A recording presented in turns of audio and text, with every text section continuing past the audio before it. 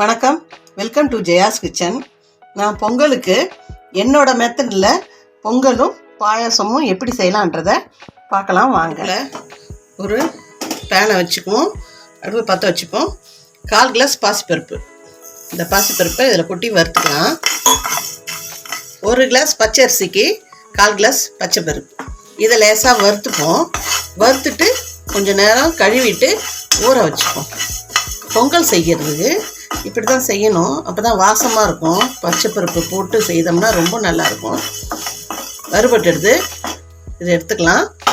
நல்லா கழுவிட்டு ஒரு 5 நிமிஷம் ஊற வச்சா போதும். அதுக்குள்ளே நம்ம பாத்திரத்தை ரெடி பண்ணிட்டு வந்து வைக்கலாம். ஒரு 5 நிமிஷம் இருக்கட்டும். நான் எப்போதும் பொங்கலுக்கு இந்த பாத்திரத்துக்கு தான் வைப்பேன் பொங்கல். இந்த மாதிரி மஞ்சள் பூசி விளக்கிட்டு மஞ்சள் பொட்டு வச்சு, பொட்டு வைக்கிற பழக்கமாக இருந்தால் பொட்டு வச்சுக்கலாம். பூசை போடுற பழக்கமாக இருந்தால் பூசை வச்சுப்பாங்க. நாங்கள் பொட்டு வைக்கிற பழக்கம், அதனால் நான் பொட்டு வச்சுருக்கேன். நீங்கள் உங்கள் முறை எதுவோ அதை செய்துட்டு இந்த மாதிரி அடுப்பில் பானையை வச்சுட்டு அடுப்பு ஏற்றும் போது கையெடுத்து கும்பிடணும். இதை வாசலில் சில பேர் வச்சு செய்வாங்க. நான் வீட்டில் செய்து காமிக்கிறேன். சக்கரை பொங்கல் எப்படி செய்கிறதுன்றது பிகினர்ஸுக்கும் தெரிஞ்சுக்கணுன்றதுக்காக வைக்கிறேன். இப்போது 1 கிளாஸ் அரிசி எடுத்துருக்கோம் இல்லையா, அதுக்கு 3 கிளாஸ் தண்ணி ஊற்றிக்கலாம். 3 கிளாஸ் 4 கிளாஸ் தளன்னு வரணும்னா இந்த மாதிரி செய்யணும். அடுப்பை பற்ற வச்சுக்கலாம். தண்ணியை ஊற்றிட்டு அடுப்பை பற்ற வச்சுக்கலாம். இப்போ இது நல்லா கொதி வரணும். மூடி போட்டுப்போம். தண்ணி நல்லா கொதி வருது. அந்த பாசிப்பருப்பு இருக்குது இல்லையா, இதை தண்ணியை இருத்துட்டு ஒரு 5 நிமிஷம் ஆயிடுது பாருங்கள். தண்ணி கொதிக்கிறதுக்கு இதுக்கும் சரியாக இருக்கும். உப்பு இதை இந்த இதில் சேர்த்துக்கலாம். ஏன் தனியாக பாசிப்பருப்பை சேர்க்குறேன்னா, இந்த மாதிரி தனியாக வைக்கும்போது பாசிப்பருப்பை ஒரு வேக்காடு கொடுக்கணும். குக்கரில் செய்கிறதா இருந்தால் ஒன்றா போட்டுக்கலாம். ஆனால் இதில் செய்யும்போது பாசிப்பருப்பு கொஞ்சம் ஒரு அரை வேக்காடு வெந்ததுக்கப்புறம் அரிசி போட்டோம்னா நல்லாயிருக்கும். இல்லாட்டினா பாசிப்பருப்பு அப்படியே முழுசாகவே இருக்கும். சில சமயம் மூடி போட்டு வச்சிடலாம். திறந்து பார்ப்போம்.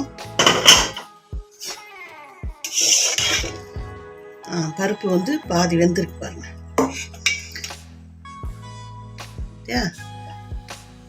இந்த சமயத்தில் அரிசி போட்டுக்கலாம். இந்த அரிசி பச்சரிசி, சாப்பாட்டு பொன்னி பச்சரிசி. இது சீக்கிரம் வெந்துடும், நல்லாவும் இருக்கும் சாதம். இது பொங்கலுக்கும் நல்லாயிருக்கும், சாப்பாட்டுக்கும் நல்லாயிருக்கும். அது நான் இந்த அரிசி தான் யூஸ் பண்ணுவேன். இது நிறைய வரணும். நான் டெமோவுக்காக ஒரு கிளாஸ் போட்டு செய்திருக்கேன். இதே நான் பொங்கல் அன்னைக்குன்னா எல்லாருக்கும் வேணுன்றதுக்காக நான் ஒரு 2 கிளாஸ் போடுவேன். இது நிறைய வரும். இது பாசிப்பருப்பு 1/2 கிளாஸும் 2 கிளாஸ் போட்டோம்னா இது நிறைய வரும். இதுவே இது 3/4 பாகம் வந்துடுங்க. இது மூடி போட்டு வச்சுடுவோம். நல்லா கொதி வேகட்டும். அப்புறம் ஒரு 5 நிமிஷம் கழித்து பார்க்கலாம். 1 கிளாஸ் அரிசிக்கு 2 கிளாஸ் வெல்லம் போடலாம். ஆனால் நான் 1.5 கிளாஸ் வெல்லம் தான் போட போகிறேன். நீங்கள் தித்திப்பு அதிகமாக வேணும்னா 2 கிளாஸ் வெல்லம் போட்டுங்க.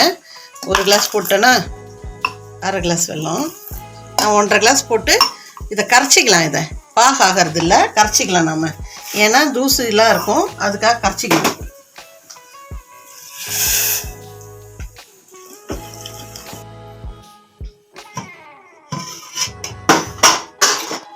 பாருங்க, சூப்பராக வெந்துடுது பாருங்க.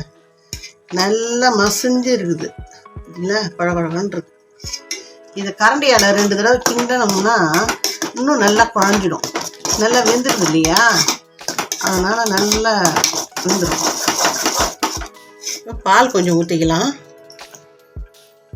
ஆக்சுவலாக இது தண்ணியிலே ஊற்றணுங்க. தண்ணியிலே ஊற்றிட்டு அது பொங்கி வரும்போது அப்படியே பொங்கலுக்கு அப்படி தான் செய்வாங்க. பொங்கல்னா பொங்கல்னு அப்படியே பொங்கி வரணும். அது நாம் இதை குழச்சிட்டோம் இல்லையா, பால் நான் லாஸ்ட்டாக ஊற்றிட்டேன். தண்ணியிலே பாலை ஊற்றி அது பொங்கும்போது அப்படியே அரிசி போடணும். நான் அதை செய்யலை. நீங்கள் அந்த மாதிரி செய்துருங்க.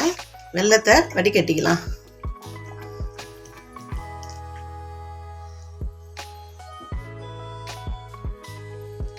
மண் இருக்குது, ஆனால் தூசி இல்லை, ஆனால் மண் இருக்குது.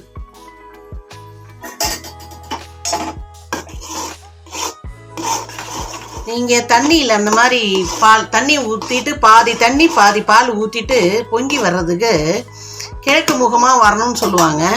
இந்த சட்டியை கொஞ்சம் லைட்டாக இப்படி சாய்ச்சி வச்சிங்கன்னா கிழக்கு முகமாக பொங்கி வரும். லைட்டாக இது பண்ணோம்னா அப்படியே பொங்கி வந்துடும். நம்ம அது கொஞ்சம் இது பண்ணிக்கலாம். வடக்கு கிழக்கு வச்சா நல்லதுன்னு சொல்லுவாங்க. நீங்கள் அந்த மாதிரி செய்துக்குங்க. இந்த மாதிரி தண்ணியாக இருக்குதுன்னு நினைக்காதீங்க, இறுகிடும். தளன்னு இருக்கும் பொங்கல். இது நல்லா கொதி வரும். அதுக்குள்ளே முந்திரி திராட்சை ஏலக்காயெல்லாம் போட்டுக்கலாம். இந்த பொங்கலில் ஒரு சிட்டிகை உப்பு போடுறோம். இது பச்சை கற்பூரங்க. நாட்டு மருந்து கடையிலையும் விற்கிது, இல்லை சாதாரண டிபார்ட்மெண்ட் ஸ்டோர்லேயும் கிடைக்கும். இந்த இதை நிறைய போடக்கூடாது, இல்லைன்னா ரொம்ப இதாக இருக்கும். இந்த மாதிரி கையில் நுணுக்கி கொஞ்சமாக போடணும். கட்டி கட்டியாக போட்டுறாதீங்க, கரையாது அவ்வளோ சீக்கிரத்தில். லைட்டாக பவுடராக போடணும். நான் ஏலக்காய் பொடி நுணுக்கி வச்சுருக்கேன், அது நான் சர்க்கரையில் போட்டு நுணுக்கி வச்சுருக்கேன், அதை நான் போடுறேன். வெள்ளையாக இருக்குதுன்னு நினச்சிக்காதீங்க. ஏலக்காய் பொடி சர்க்கரையில் நுணுக்கி வச்சுருக்கேன்.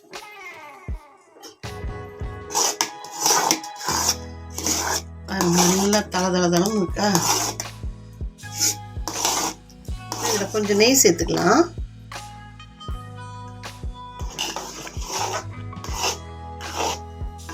பொங்கல் ரெடி ஆயிடுது. இப்போ முந்திரி திராட்சையை போட்டுக்கலாம். நாம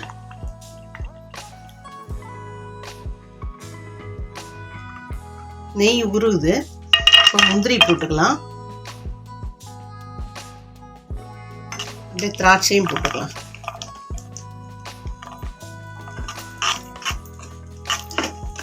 அப்படியே பொங்கல்ல போட்டுக்க வேண்டியதுதான்.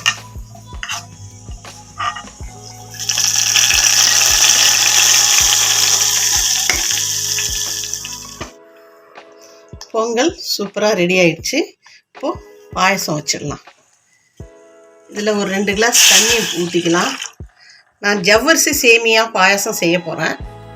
அதுக்கு ஒரு 2 கிளாஸ் தண்ணி ஊற்றிக்கலாம். தண்ணி சூடாகட்டும். அப்புறம் ஜவ்வரிசியை வறுத்துட்டு போட்டுக்கலாம். முந்திரி திராட்சை வறுத்த இதுலேயே நெய் இருக்குது இல்லையா, அதுலேயே அந்த ஜவ்வரிசி வறுத்துக்கலாம். இதில் ஒரு 1/2 கப்பு இருக்குது. இது லைட்டாக பொரியட்டும்.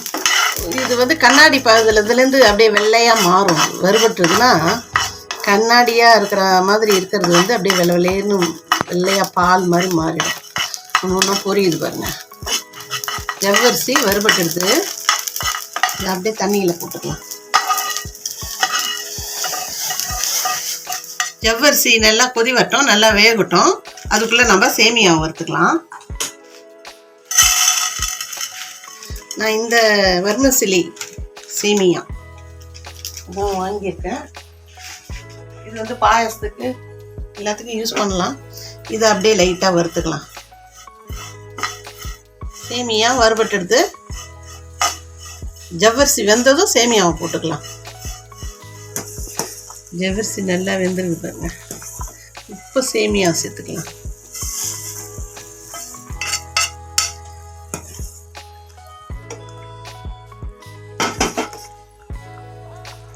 ஜவ்வரிசி சேமியாவும் நல்லா வேகணும். சேமியா இந்த மாதிரி வெந்து இந்த மாதிரி திக்காக வரும். நூடுல்ஸ் எல்லாம் போட்டிங்கன்னா அதை விட பெருசாக வரும் பாருங்க. அந்த மாதிரி வரும். உங்களுக்கு கை சுடு பொறுக்கணுன்னாக்கா கிள்ளி பார்க்கலாம். நாங்கள்லாம் பார்த்துருவோம், அந்த மாதிரி வந்துடும். நீங்கள் பார்க்க முடியாதவங்க அப்படியே தெரிஞ்சுக்கிங்க.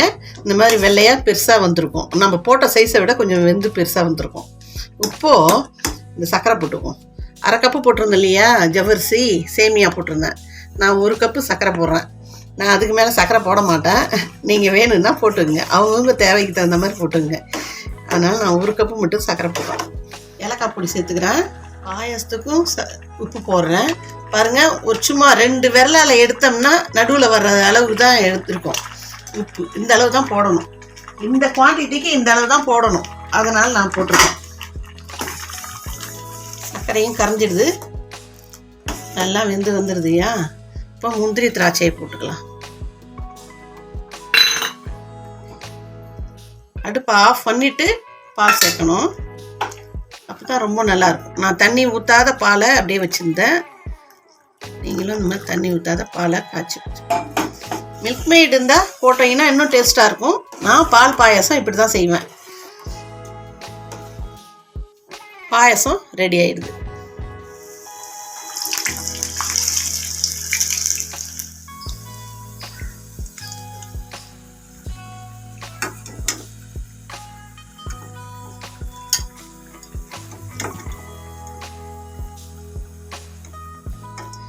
பொங்கல் பாருங்க, நல்லா தளன்னு சூப்பராக வந்துட்டு. அப்படியே ரொம்ப தண்ணியாக இருந்ததுல்ல, ஆற இன்னும் ஆற அப்படியே நல்ல இதுதான் கோவிலில் தளன்னு கொடுக்குற மாதிரி இருக்கும் இந்த பொங்கல்.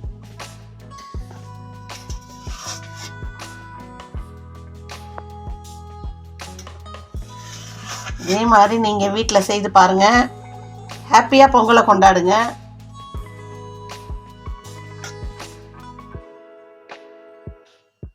இதே அளவுகளோட நீங்கள் வீட்டில் செய்து பாருங்கள். இந்த ரெசிபி உங்களுக்கு பிடிச்சிருந்தா லைக் பண்ணுங்கள், ஷேர் பண்ணுங்கள், கமெண்ட் பண்ணுங்கள், லைக் பண்ணுங்கள். சப்ஸ்கிரைப் பண்ணாதவங்க சப்ஸ்கிரைப் பண்ணுங்கள். நான் போடுற வீடியோ உங்களுக்கு உடனுக்குடன் வரணும்னா பக்கத்தில் இருக்கிற பெல் பட்டனை கிளிக் பண்ணுங்கள். அனைவருக்கும் அட்வான்ஸ் ஹாப்பி பொங்கல்.